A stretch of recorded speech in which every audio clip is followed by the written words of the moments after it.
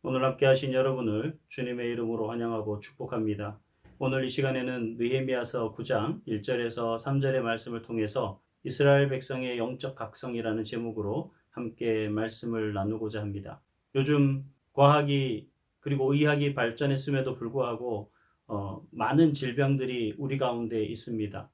아무리 의학이 발달한 시대지만 그 의학 기술로만으로는 도저히 치료할 수 없는 그런 많은 질병들이 발견되고, 또 특히 이 코로나 바이러스와 같은 그러한 바이러스들이 계속 변이를 일으켜서 우리 삶을 많이 위협하고 있는 그런 시대에 있습니다.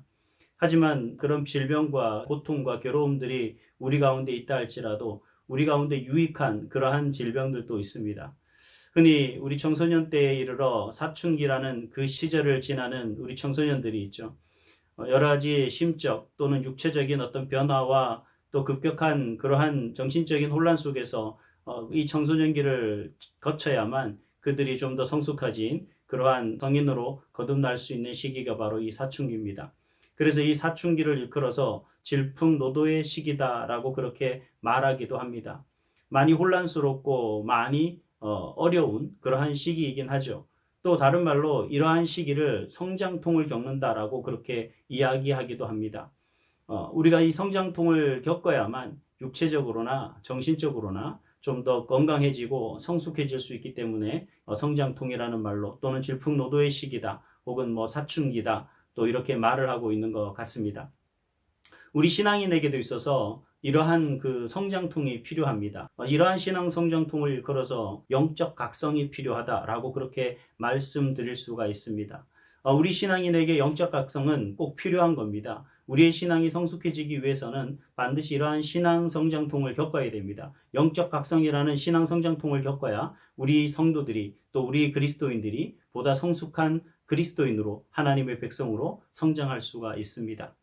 오늘 본문의 말씀을 통해서 그러한 그 성장통을 겪고 있는 이스라엘 백성들의 변화되어 가는 과정들, 그 과정들을 보게 됩니다. 특히 이 9장 전체가 바로 이스라엘 백성들의 변화와 그러한 신앙 성장통을 통해서 그들의 영적 각성 운동이 대대적으로 벌어지고 그들이 하나님 앞에 거룩한 하나님의 백성으로 변화되어져 가는 그러한 모습들을 기록한 것이 바로 느헤미야서 9장부터입니다. 그런 느헤미야서 9장에 특별히 오늘 우리가 읽었던 1절에서 3절의 말씀을 통해서 우리가 볼 때 과연 이스라엘 백성들이 얼마나 큰 그러한 영적 각성을 통해서 즉 신앙 성장통을 통해서 그들이 변화되고 있는지를 오늘 이 시간 함께 말씀을 통해서 살펴보고자 합니다. 오늘 본문 1절을 먼저 보면 이스라엘 백성들이 영적 각성 즉 신앙 성장통을 통해서 그들의 얼마나 어떻게 변화되고 있는가를 참 보여주고 있는 그러한 모습을 볼 수가 있는데, 그들의 첫 번째 변화의 모습, 즉 그들이 그 하나님의 은혜로 인하여서 그들이 변화되어가는 그 모습 가운데 우리에게 먼저 보여주고 있는 모습이 하나님의 말씀으로 인하여서 그들이 하나님 앞에 나아가는 그런 모습을 볼 수가 있습니다. 하나님 앞에 나아가는 모습이 뭐 누구나 다 하나님 앞에 나아가지만 중요한 건 하나님 앞에 나아가는 모습이 어떻게 변화되느냐, 그게 중요하다는 거죠. 오늘 본문 1절을 한번 보시기 바랍니다. 오늘 본문 1절을 보면 모든 백성이 다 금식하며 그리고 굵은 베옷을 입고 티끌을 무릅쓰고 하나님 앞에 나아가는 그 모습을 볼 수가 있습니다. 우리가 8장에서는 그 이스라엘 백성들이 초막절 절기를 지키는 것을 봤죠. 자, 그런데 오늘 갑자기 초막절 절기를 지킨 모든 백성들이 하나님 앞에 금식하며 굵은 베옷을 입고 티끌을 무릅쓰고 하나님 앞에 나아가는 그 모습을 보여주고 있습니다. 이 본문 1절의 이 내용이 어떻게 보면 뭐 당연한 것처럼 보여지고 별로 의미 있는 것으로서 여겨지지 않을 수도 있습니다만, 가장 중요한 건 이 8장과 이어져 오는 이 9장의 기록이 왜 진정한 가치가 있느냐, 이스라엘 백성들의 변화, 영적 각성의 그 성장통을 통해 그들이 변화되고 있는 모습을 보여주게 된 그 계기로서 그려지고 있는가를 명백하게 보여주는 그러한 대목이다라고 할 수가 있습니다. 8장의 초막절 절기만으로서 우리가 이스라엘 백성들의 변화를 설명한다면 그들은 초막절 절기 외에 특별히 지킨 것이 없습니다. 그러나 이 초막절 절기는 우리가 지난 시간에도 말씀을 드렸듯이 그저 그들이 늘 안 지키다가 처음 지킨 것이 아니라 그들은 초막절 절기를 지켜왔었죠. 초막절 절기를 지켜왔었지만 초막절의 진정한 의미를 그들이 깨닫지 못했었기 때문에 이번 그 느헤미야서 8장에서는 그런 초막절의 진정한 의미를 깨달은 백성들이 하나님 앞에 절기를 지켰던 그 모습을 보여주고 있습니다. 그런데 이스라엘 백성들이 이러한 절기를 지키는 것에서 그치지 않고 그들이 한 걸음 더 나아가 그들이 하나님의 말씀이 그들의 삶의 실체화되는 그러한 모습을 보여주고 있는 겁니다. 즉 초막절 절기를 지내고 난 이후에 그들이 금식하며 굵은 베옷을 입고 죄를 무릅쓰고 티끌을 무릅쓰고 하나님 앞에 나온 그 모습을 바로 이야기하고 있는 거죠. 오늘 본문의 말씀을 또 한편으로 잘 보면 이 백성들이 나오는 시기인데 이스라엘의 종교력에 의하면 초막절 절기는 티스리월에 지킨다고 했습니다. 이 티스리월이 7월을 얘기하는데 7월 15일부터 21일까지 일주일간 7일간 이 초막절 절기를 지키고 마지막 8일째 되는 날 7월 22일은 거룩한 성회로 모이는 그러한 날이겠죠. 그리고 오늘 본문에서 보면 그달 24째 날이라고 이렇게 얘기하고 있습니다. 이 7월 24일이라는 얘기인데 다시 말하면 지금 초막절 절기가 다 끝나고 대성회로 모인 이후에 이틀이 지난 이후에 이 백성들이 어떤 의미를 가지고 나온 거예요. 초막절 절기를 통해 그들이 하나님의 진정한 은혜 또 하나님께서 그들을 보살피고 도우시고 이끄시고 인도하셨다는 그 놀라운 사실을 깨달음과 더불어서 그들이 하나님 앞에 얼마나 보잘것없고 그들이 하나님 앞에 얼마나 많은 그리고 얼마나 큰 죄를 범했는지를 그들이 알았던 겁니다. 그렇기 때문에 이 성회가 끝나고 초막절 절기가 끝나고 이틀이 지나는 그 순간 속에 그들은 각자 처소에서 자신들의 죄를 회개하고 하나님 앞에 자복하여 하나님 앞에 용서를 구하다가 이제는 모든 백성들이 이렇게 함께 모여 금식하며 하나님의 그 은혜를 구하는 그래서 자신들의 죄를 돌이키기 위해 탄식하는 마음과 그리고 하나님의 긍휼의 은혜를 구하기 위해서 자신들의 그 굵은 베옷을 입고 죄를 뒤집어 쓰는 그 모습으로 하나님 앞에 나아가는 그 모습을 이야기하고 있는 것을 볼 수가 있습니다. 이스라엘 백성들의 변화는 습관적으로 하나님 앞에 나아가 회개하는 그 모습이 아니라 철저하게 자신의 죄에 대해서 탄식하고 그러한 죄에 대해서 하나님 앞에 죄인임을 뚜렷하게 보여주고 고백하는 그 변화된 모습으로 하나님 앞에 나아가는 것을 볼 수가 있습니다. 우리가 하나님의 사람으로 변화되기 위해서는 이처럼 뭐예요? 그저 습관적인 형식적인 모습이 아니라 정말 진정히 자신의 죄를 회개하며 하나님 앞에 고백하며 하나님의 용서를 구하는데 이게 그냥 입으로만 몇 마디 말로써 하나님 이런 죄를 지었습니다 라고 그렇게 고백하는 것이 아니라 철저한 자기 회개와 그로 인한 자신이 지은 그 범죄한 모든 것들에 대한 탄식의 그 기쁨이 바로 우리 마음속에서부터 일어나 하나님 앞에 나아가는 그 모습이 진정 변화된 모습이다라고 할 수가 있습니다. 그래서 많은 사람들이 오해를 해요.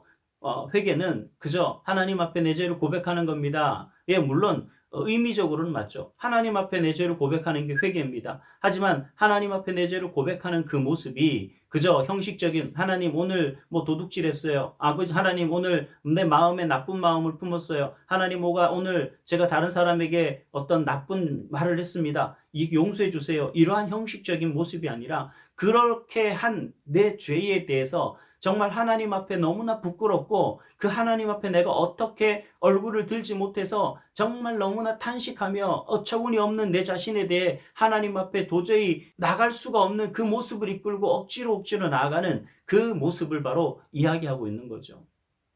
하나님의 진정한 용서는 그렇게 나오는 자에게 하나님은 용서해 주신다는 사실입니다. 또 하나님은 그런 자에게 하나님은 뭐예요? 책임을 묻지 않으신다. 그 죄를 묻지 않으신다라는 겁니다. 그래서 우리가 하나님 앞에 나아갈 때는 이러한 진정한 회개의 고백과 더불어서 나아가야 됩니다. 이게 진정 변화의 모습이죠. 이스라엘 백성들이 그런 변화의 모습으로 하나님 앞에 나아가고 있는 것을 우리는 오늘 본문 1절을 통해서 볼 수가 있습니다. 그런데 또 재밌는 모습이 있습니다. 금식하고 굵은 베옷을 입고 티끌을 무릅쓰며 나가던 백성에게 더불어서 그들에게 나타나는 또 다른 모습이 변화된 모습이 있습니다. 그것은 뭐냐면 그들의 행동입니다. 행위입니다. 그들의 변화된 행위를 이야기하고 있는 거죠. 본문 2절에 보세요. 본문 2절에 보니 뭐라고 말씀하고 있냐면 이 이스라엘 백성들이 그렇게 하나님 앞에 자신들의 죄를 회개하며 나아가는 백성들이 뭐라고 얘기하냐면 이방 사람들과 절교하고 그리고 자신들의 죄와 조상들의 허물을 하나님 앞에 자복하는 그 내용을 기록하고 있습니다.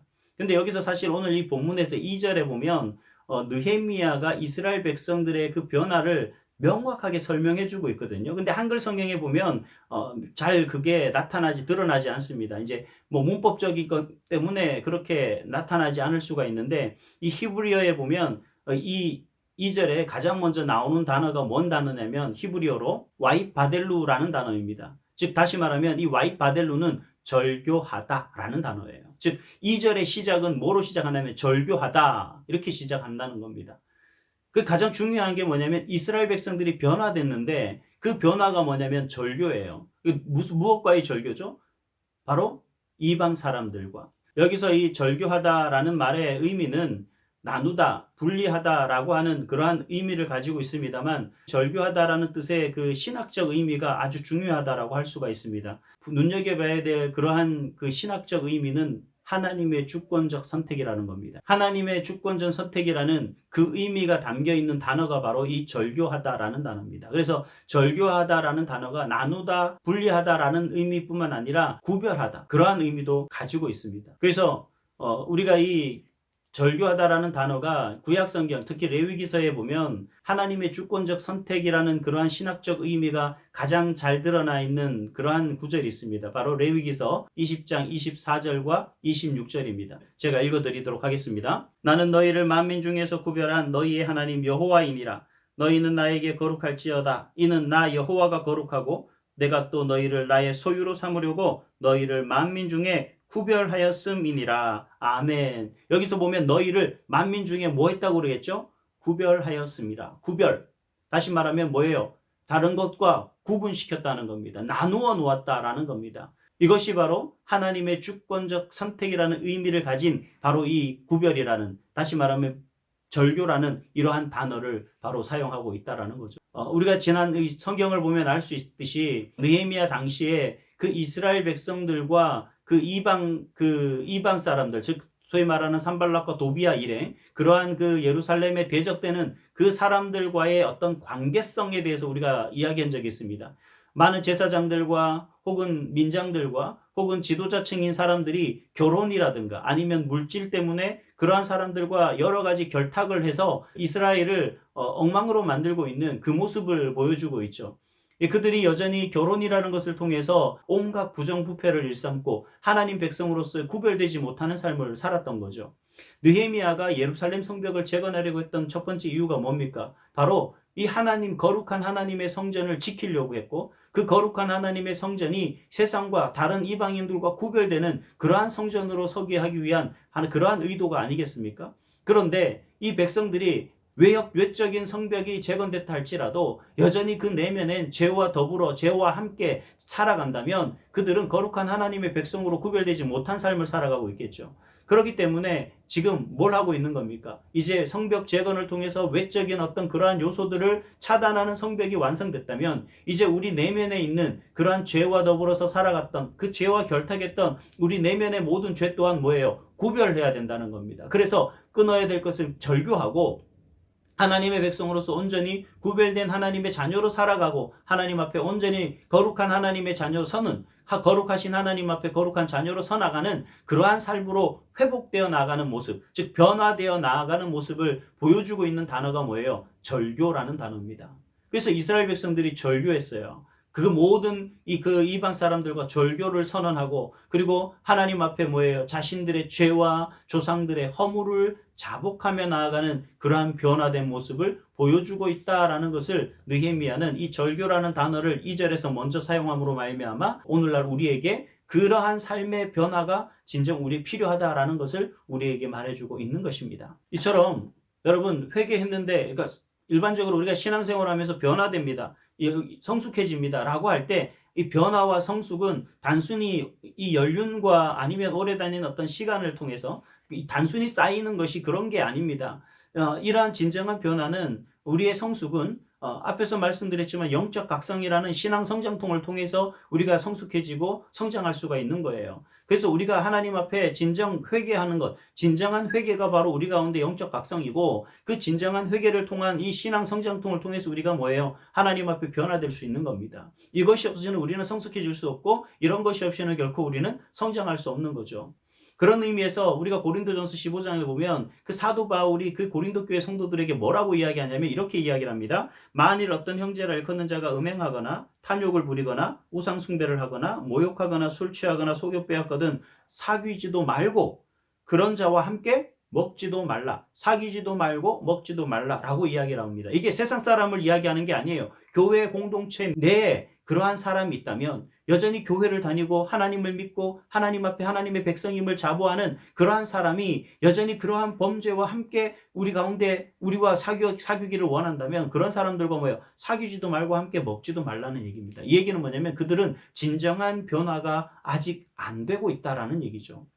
그래서 우리에게 필요한 게 뭐냐면 영적 각성이라는 겁니다. 진정한 회개 없이는 이러한 영적 각성이라는 신앙 성장통이 없이는 우리는 하나님의 거룩한 백성으로 사실 변화될 수가 없다는 겁니다. 그래서 우리는 이러한 것을 말끔히 끊어야 되는데 절교를 해야 되는데 그게 그냥 안 되죠. 사실 인정이라는 게 있어요. 도의라는 게 있습니다. 연민이라는 게 있어요. 이러한 것이 생각하면 쉽게 그렇게 끊을 수가 없죠. 근데 오늘 성경에 보니까 이스라엘 백성들은 그런 걸 다 끊었다라고 이야기를 하거든요. 근데 여러분 이게 있습니다. 이스라엘 백성들 과거 그 당시의 모습을 보세요. 그 산발락과 도비의 일행과 같은 그러한 이방의 어떤 권력 잡은 자들과 그러한 자들과 결탁한 사람들이 대부분 어떤 사람이냐면 그들을 통해서 엄청난 물질적인 부를 얻고 하는 명예라든가 권력의 어떤 위치에 있는 사람들이라는 겁니다. 즉 다시 말하면 그들이 그 사람들과의 관계를 절교한다는 것은 자신이 그동안 누려왔던 그 모든 것을 이제는 잃어버려도 된다라고 하는 결단입니다. 그 모든 것을 다 잃어도 좋다라고 하는 결심이거든요. 이게 신앙적 결단입니다. 이게 그냥 일어나는 게 아닙니다. 어떻게 해요? 바로 하나님 앞에 내 죄를 온전히 회개하며 나갈 때 하나님께서 우리에게 부어주시는 그 은혜로 말미암아 우리가 회복되어지고 변화되어지는 건데 이게 우리의 가운데 이러한 신앙 성장통 없이는 이러한 성숙과 이러한 뭐예요? 성장이 있을 수가 없다라는 사실을 보여주고 있는 거죠. 그래서 사도 바울이 그 고린도 교회에 사실 고린도 교회가 얼마나 많은 문제를 일으켰던 말할 수 없는 그러한 문제를 가지고 있던 교회 아니겠습니까? 그럴 때 그렇게 강력하게 이야기를 하고 있는 겁니다. 뭐예요? 변화돼야 되는데 어떻게 변화되냐? 끊을 건 끊고 그냥 매듭질 건 매듭짓고 사귀지도 말고 함께 먹지도 말라라고 이야기를 하면서 우리가 참된 신앙 성장통을 통해 이 영적 각성을 통해 하나님 앞에 변화되어야 된다라고 하는 것을 사도 바울이 이야기하고 있고 또 오늘 본문에서는 느헤미야가 그렇게 변화되는 이스라엘 백성들을 이야기하고 있는 것을 볼 수가 있습니다. 사랑하는 성도 여러분, 그런 가운데 이 이스라엘 백성들이 이게 어느 날 아침 뚝딱 갑자기 이런 일이 일어났느냐? 그렇지는 않아요. 오늘 3절에 보니까 그 이스라엘 백성들 보세요. 낮 4분의 1 시간은 서서 율법을 낭독하고 그리고 낮 4분의 1은 하나님 앞에 엎드려 자복하며 회개했다라고 그렇게 기록하고 있죠. 낮 4분의 1은 일반적으로 24시간 중에 낮 12시간을 계산해서 그 12시간 중에 4분의 1이니까 3시간을 이야기하는 겁니다. 즉 3시간은 하나님 말씀을 낭독하며 그 하나님 말씀을 통해서 자신들의 죄를 깨닫고 그리고 3시간은 자신들의 죄를 회개하며 하나님 앞에 나아가고 있는 그 모습을 볼 수가 있습니다. 여러분 3시간 성경 읽고 3시간 여러분 기도하라고 회개 기도하라 그러면 여러분 우리가 어떨까요? 할 수가 있겠습니까? 예, 할 수가 없죠. 인간적으로 하루만이라도 그렇게 하라 그러면 뭐 마지못해 할 수는 있겠지만 그 시간 동안에 우리가 진정한 하나님 말씀을 통해 깨달음을 얻고 정말 하나님 앞에 그 시간을 통해서 뭔가 죄를 회개하며 나아가는 그 시간에 은혜의 시간으로 할 수 있는 시간인가? 6시간이라는 시간이 결코 짧은 시간이 아닙니다. 참 엄청난 노력이 필요한 시간이고 정말 결코 이거는 이 사람의 그 어떤 그 마음가짐으로 하는 것이 아니라 정말 하나님의 은혜로 하는 거죠. 예, 이러한 하나님의 말씀과 회개 기도만이 뭐가 있을 수 있다는 겁니까? 변화가 있을 수 있다. 바로 영적 각성이 필요한 거죠. 이런 과정이 필요한 겁니다. 그래서 제가 여러분에게 권면하고 싶은 것은 뭐냐면 여러분 성장통은 아픈 거예요. 괴로운 겁니다. 힘든 겁니다. 참 곤란한 거죠. 그래서 뭐 요즘 그런 말 있잖아요. 중이병 뭐 그런 말이 있는데 중2 시절에 그 청소년들이 얼마나 괴롭고 힘든가를 보여주고 있는 거죠. 그러나 그런 과정을 통해서 부모도 성숙하더라고요. 그리고 자녀들도 성숙하고요. 그리고 자녀들도 성장하고 부모들도 성장하는 것을 우리가 경험하지 않습니까? 그렇기 때문에 여러분 우리는 사실 이 신앙 성장통이라는 것을 우리는 필요해요. 우리에게 필요한 겁니다. 영적 각성은 우리에게 필요한 겁니다. 항상 우리에게 있어야 돼요. 우리 가운데서 이 영적 각성이라는 신앙 성장통이 우리 가운데 없다. 난 늘 즐거워요. 날마다 기뻐요. 날마다 감사가 넘쳐요. 죄송한 얘기지만 그것에 안주하는 순간 우리는 그것에서 뭐예요? 우리의 신앙이 자꾸 바닥을 향해 떨어질 수밖에 있다라는 얘기입니다. 그래서 우리가 뭘 항상 해야 되냐? 하나님의 말씀을 통해서 우리가 우리 자신을 늘 살펴야 되는 겁니다. 그래서 이스라엘 백성들의 모습 속에 우리에게 보여주는 게 8절부터 시작해서 계속해서 보여주는 게 뭐냐면 하나님의 율법이 그 백성들을 계속 건들고 있다라는 겁니다. 그 백성들이 하나님의 율법을 계속 낭독하고 하나님의 말씀을 계속해서 그들이 배우고 있다라는 것을 알 수가 있어요. 그래서 그들이 하나님의 말씀을 깨닫는 순간 그들이 자꾸 놀라운 변화로 그들이 영적 각성으로 신앙 성장통을 겪고 있는 것을 보죠. 그래서 그 신앙 성장통 속에서 그들이 죄를 회개하기도 하고 절교하는 그 모습을 보기도 하는 겁니다. 여러분 이게 어느 날 아침 뚝딱 이루어지는 것이 아니라 이러한 영적 각성이라는 신앙 성장통이 있어야만 그것을 겪어야만 그렇게 변화될 수가 있다라는 거죠. 여러분 이 코로나 시대 어떻게 보면 우리는 그걸 핑계로 정말 이때는 어쩔 수 없어. 우리가 쉬어야 돼. 잠시 쉬었다 가는 것도 좋아. 라고 이야기할 수 있겠지만 이때야말로 우리가 정말 매달려야 될 때입니다. 이때야말로 우리가 정말 여러분 각자가 하나님 말씀을 붙들고 그리고 하나님 앞에 기도하며 나아가는 그러한 삶이 될 수 있기를 간절히 권면합니다. 영적 각성이라는 신앙 성장통이 여러분에게 있고 우리에게 있고 그때 우리의 신앙은 성장할 수 있고 성숙할 수가 있는 겁니다. 여러분 이 기회를 놓치시면 안 돼요. 여러분 갑자기 코로나가 또 우리 가운데 아무 문제 없어지고 이제 우리가 어느 정도 일반적인 생활을 하는데 문제가 없어질 그 무렵에 이르면 여러분 이제 우리의 신앙이 다시 회복될 것 같습니까? 아니요. 너무 나태해지고 너무 안일해지고 정말 여러 가지 이런저런 핑계로 하나님 앞에 예배도 잘 드리지 않던 우리의 모습이 하나님 앞에 다시 회복한다는 게 그렇게 쉬운 일은 아닙니다. 주님 오시는 그날까지 우리는 달려야 돼요. 우리는 이러한 영적 각성이라는 신앙 성장통을 통해서 우리의 신앙을 성숙하게 만들고 우리의 신앙이 성장하도록 우리는 그렇게 만들어야 되는 겁니다. 요즘 얼마나 좋습니까? 여러분 하나님의 말씀을 붙드십시오. 하나님 많은 설교들 있지 않습니까? 여러분 설교 열심히 들으세요. 여러분 성경 공부 열심히 하세요. 여러분 성경 많이 읽으시길 바랍니다. 그러나 그저 습관적으로 설교 듣고 성경 읽고 성경 공부하지 마시고 베레아 사람들 같이 말씀을 간절함으로 받고 정말 그것이 정말 그러한가 날마다 상고하는 그러한 삶의 모습이 되어야 된다라는 겁니다. 그럴 때 뭐가 있는 거예요? 바로 영적 각성이라는 그러한 신앙 성장을 통해서 우리의 신앙을 성숙하게 하고 우리의 신앙이 성장되는 놀라운 역사를 경험하게 되는 줄 믿습니다. 바라기는 이 말씀을 듣는 저와 여러분들이 정말 하나님 안에서 이러한 영적 각성을 통해서 우리의 신앙이 더욱더 성장하여 정말 하나님 안에서 정말 날마다 그 상황과 형편이 어떻든 그 시대가 어떻든 간에 신앙의 성숙을 이루는 신앙이 성장하는 놀라운 역사를 증거하는 본이 되는 그러한 저와 여러분이 될 수 있기를 주님의 이름으로 축복합니다. 아멘.